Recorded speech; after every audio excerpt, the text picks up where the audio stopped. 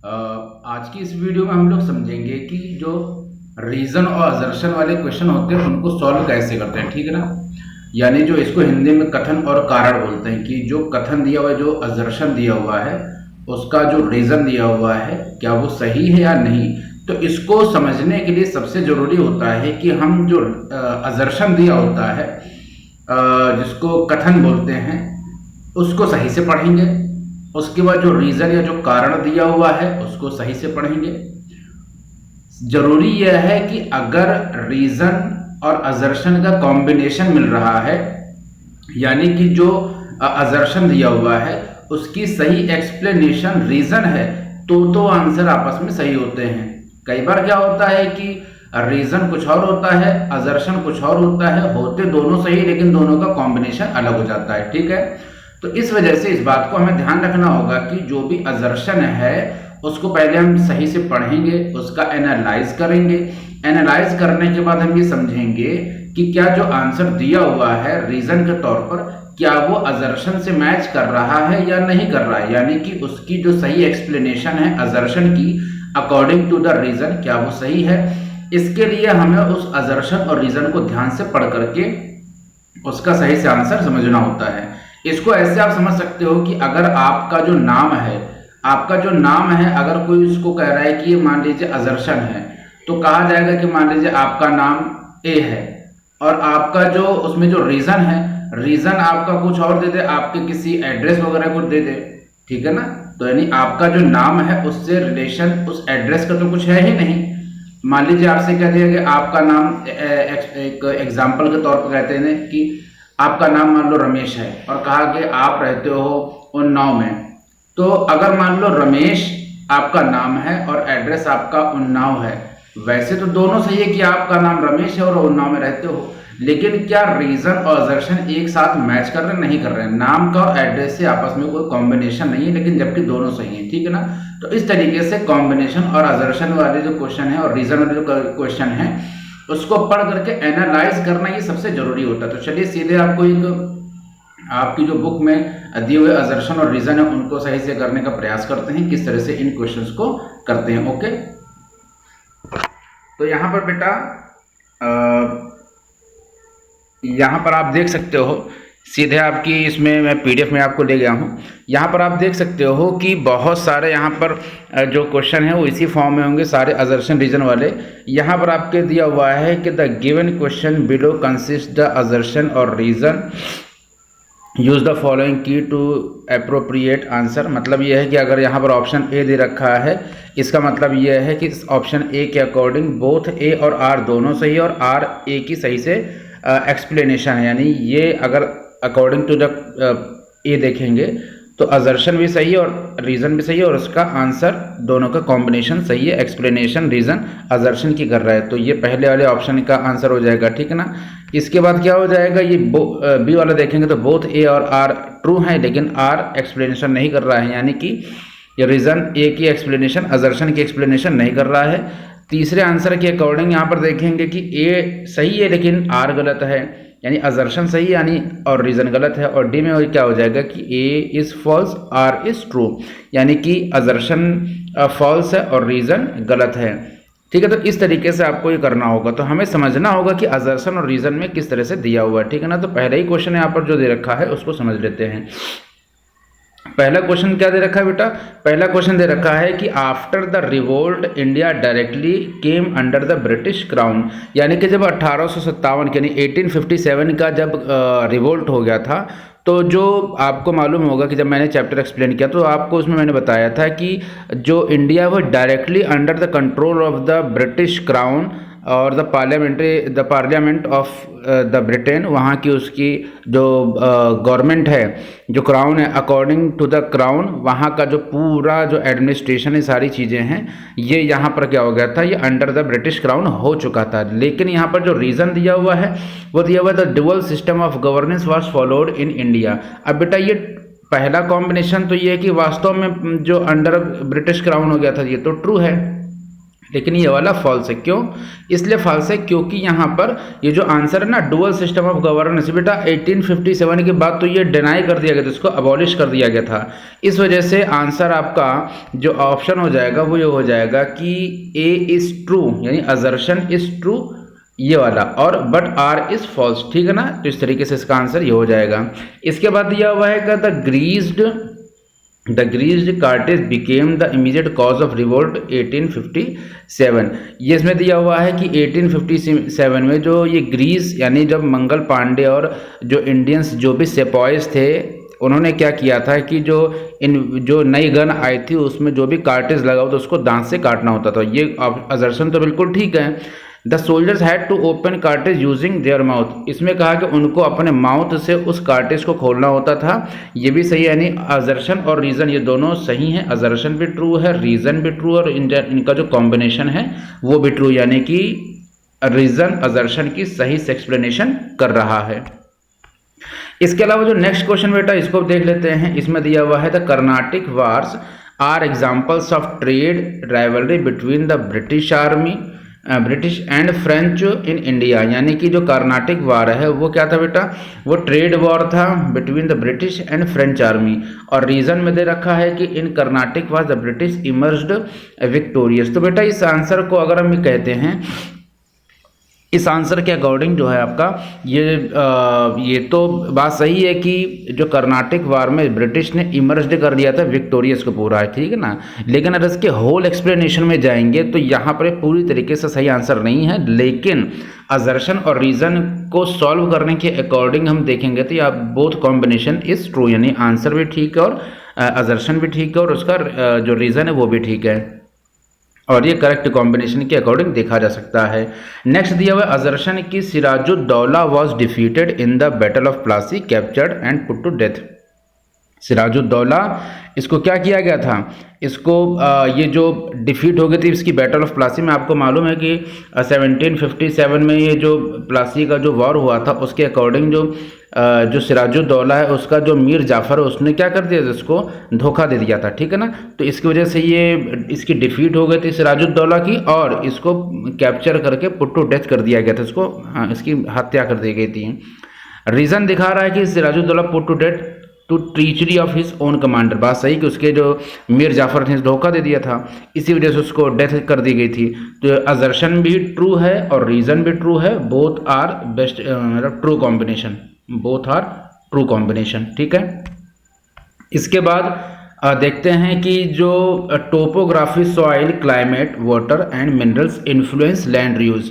यहाँ पर असर्शन दिया हुआ है कि जो टोपोग्राफी, सॉइल है, क्लाइमेट है, वाटर है और जो मिनरल्स है इन्फ्लुएंस आते हैं लैंड यूज से, ठीक है ना। रीज़न देख लेते हैं, these are physical factor affecting land use. मतलब क्या हो गया किसमें बताया गया है कि जो लैंड यूज़ हो रहा है उससे टोपोग्राफी हो गई, चाहे सॉइल हो गई, चाहे क्लाइमेट और वाटर, चाहे मिनरल्स, ये सभी इन्फ्लुएंस होते हैं, ठीक है ना। तो ये तो ट्रू है कि भाई टोपोग्राफी वगैरह जो है जब लैंड यूज़ करते हैं तो उससे इन्फ्लुएंस तो होती है। रीज़न देख लेते हैं, these are the physical factors affecting land use. इसमें बताया है कि जो लैंड यूज़ होते हैं तो ये फिजिकल फैक्टर्स इसमें दिखाए गए हैं कि इसकी वजह से जो लैंड यूज़ है वो क्या हो जाता है, अफेक्ट हो रहा है। तो हाँ, ये भी आंसर सही है, तो दोनों आंसर ट्रू हो जाएंगे, मतलब ट्रू कॉम्बिनेशन हो जाएगा। इसके अलावा दिया हुआ है, soil is a thin layer of loose earth formed by the process of weathering.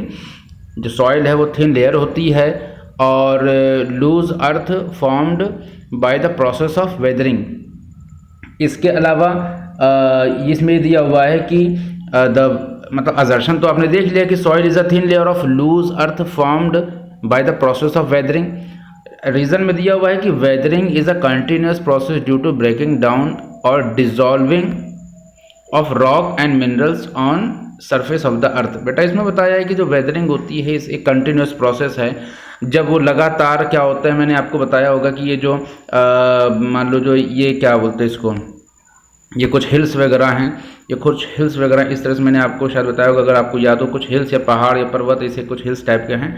और जब सन की लाइट इस पर डायरेक्ट इमर्ज होती है, डायरेक्ट सन लाइट इस पर आ रही होती है, तो जो ऊपर की जो लेयर है किसी भी जो आपका जो फिजिकल जो ज्योग्राफी है जिसमें ये माउंटेन है और ये जो आपका प्लेट्यूज़ है, ठीक है ना, तो इन पर क्या होता है, ये जो इनकी सरफेस होती है outer most of the layer of the mountain और प्लेट्यूज, ठीक है, तो वहाँ पर क्या होता है, उनकी लेयर्स पे कुछ ना कुछ जो एटमॉस्फेरिक प्रेशर होता है, सन की हीट लगातार उस पर पड़ती है, वेदरिंग कंडीशन जो होती है, यानी जो वेदरिंग कॉन्टीन्यूस प्रोसेस है उसके अकॉर्डिंग जो ऊपर की लेयर है वो क्या होती है, ब्रेक डाउन हो जाती है और वो सॉइल में कन्वर्ट हो जाती है आफ्टर अ लॉन्ग प्रोसेस, ठीक है ना।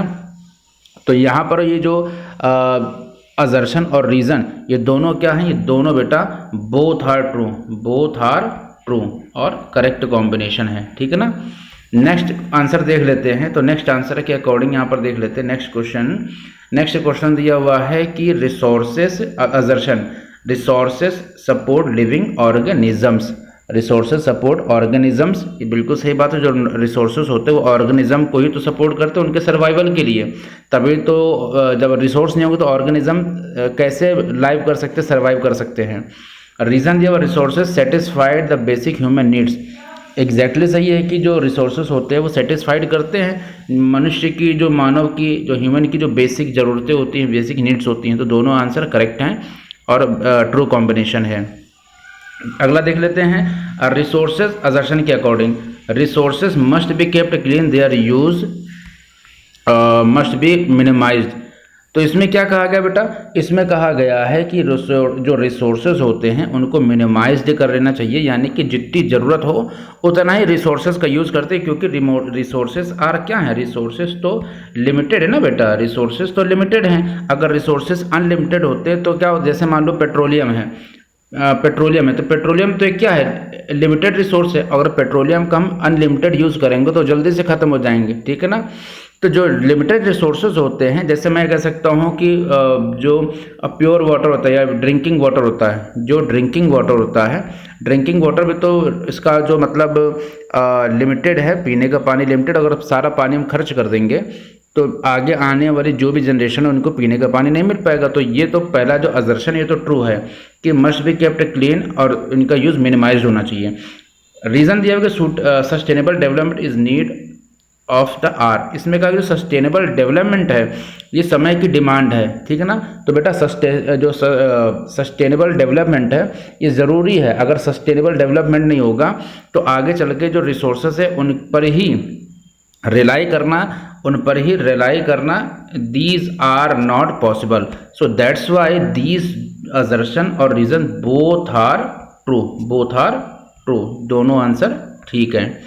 नेक्स्ट देख लेते हैं बेटा, नेक्स्ट आपका दिया हुआ है कि वाटर इज टेस्टलेस, ओडोरलेस और ट्रांसपेरेंट सब्सटेंस, बिल्कुल सही बात है, वाटर में टेस्ट नहीं होता, ओडोर और ट्रांसपेरेंट सब्सटेंस होता है, आर पार में दिखाई पड़ता है। रीज़न दिया हुआ है कि water takes shape any container which is kept, यानी भाई वाटर जहाँ पर रखा जाएगा, पानी जिस भी बर्तन वगैरह में रखा जाता है उसी का साइज़ और जो शेप वगैरह सब कुछ रख लेता है, ठीक है ना। तो बेटा इसमें तो कोई बात ही नहीं, दोनों आंसर अपने आप में ठीक हैं, दोनों ट्रू आंसर हैं, दोनों ट्रू आंसर और कॉम्बिनेशन भी ठीक, एक्सप्लेनेशन आर मतलब रीज़न असर्शन की सही से एक्सप्लेनेशन कर रहा है। नेक्स्ट क्वेश्चन देख लेते हैं बेटा, तो नेक्स्ट क्वेश्चन के अकॉर्डिंग दिया हुआ है असर्शन में कि earth is called the blue planet, बिल्कुल सही बात है, अर्थ को ब्लू प्लैनेट बोलते हैं। रीज़न है कि 71% of the earth surface covered is with water, मतलब 71% पानी जो है पूरी अर्थ पर है, तो दोनों आंसर करेक्ट हैं और करेक्ट कॉम्बिनेशन है, रीज़न असर्शन की सही से एक्सप्लेनेशन कर रहा है। नेक्स्ट देख लेते हैं बेटा, तो नेक्स्ट दिया हुआ है कि India is a secular country, बिल्कुल सही बात है, India is a secular country तो है ही है, बिल्कुल सही बात है, इंडिया तो सेकुलर कंट्री है, सेकुलर वाला चैप्टर मैंने बताया तो उसमें आपने देखा होगा। उसके बाद क्या है, सेक्युलरिज्म मीन्स, इसको छोटा कर देते हैं थोड़ा सा, ओके। रीज़न दिया हुआ है कि secularism means that the state does not practice और प्रीच एनी रिलीजन। तो इसमें जो दिया हुआ है कि जो इंडिया है वो सेकुलर कंट्री है, और रीज़न दिया हुआ है कि कोई भी जो स्टेट है वो किसी एक रिलीजन को प्रेफरेंस नहीं देगा over to the other religion. तो बिल्कुल ठीक बात है बेटा, दोनों जो ऑप्शन है यानी अजर्शन और रीज़न दोनों ठीक है, और सही से इसकी एक्सप्लेनेशन रीज़न अजर्शन की कर रहा है। नेक्स्ट देख लेते हैं बेटा, India is the concept of reservation for certain caste many education institutions. मतलब ये कि इंडिया में जो कॉन्सेप्ट है रिजर्वेशन का, जो अलग अलग कुछ कास्ट हैं एजुकेशन के, उसके अकॉर्डिंग, तो बेटा इसमें जो अजर्शन के अकॉर्डिंग ये ठीक है, लेकिन रीज़न क्या दे रहा है, India is a democratic secular nation. India democratic secular reason है नेशन है, ये तो ट्रू है, लेकिन ये सही से एक्सप्लेनेशन नहीं कर रहा है, यानी कि उसमें रिजर्वेशन के बारे में बात कर रहे हैं और इसमें सेकुलर नेशन के बारे में जानकारी दी जा रही है। तो दोनों आंसर तो ट्रू हैं, लेकिन जो अजर्शन है रीज़न उसका सही से एक्सप्लेनेशन नहीं कर रहा है, इस बात को ध्यान रखिएगा, ठीक है। तो इस तरीके से बेटा नेक्स्ट क्वेश्चन आपका देख सकते हैं, the head of the state is president. बेटा प्रेसिडेंट स्टेट का हेड होता है, ये ट्रू आंसर है। नेक्स्ट दिया हुआ है, president Lok Sabha Rajya Sabha are parts of the parliament. मतलब प्रेसिडेंट और लोकसभा का राज्यसभा का इनका जो कॉम्बिनेशन है, these are comprises as a parliament. दोनों आंसर क्या बेटा, ये ट्रू आंसर हैं। नेक्स्ट हो जाएगा, तो अब Indian parliament is by cameral. बिल्कुल सही बात है, इंडिया का जो पार्लियामेंट है वो बाई कैमरल है। क्यों? क्योंकि यहाँ पर लोकसभा और राज्यसभा दो आपके यहाँ पर पार्लियामेंट्री सिस्टम है, ठीक है ना। अभी ऊपर मैंने बताया कंप्राइजेस द प्रेसिडेंट, लोकसभा और Rajya Sabha are the part of the parliament. तो बिल्कुल सही है, बाई कैमरल है। इसके अलावा यानी ये तो आपका जो कॉम्बिनेशन है ये ट्रू है अजर्शन।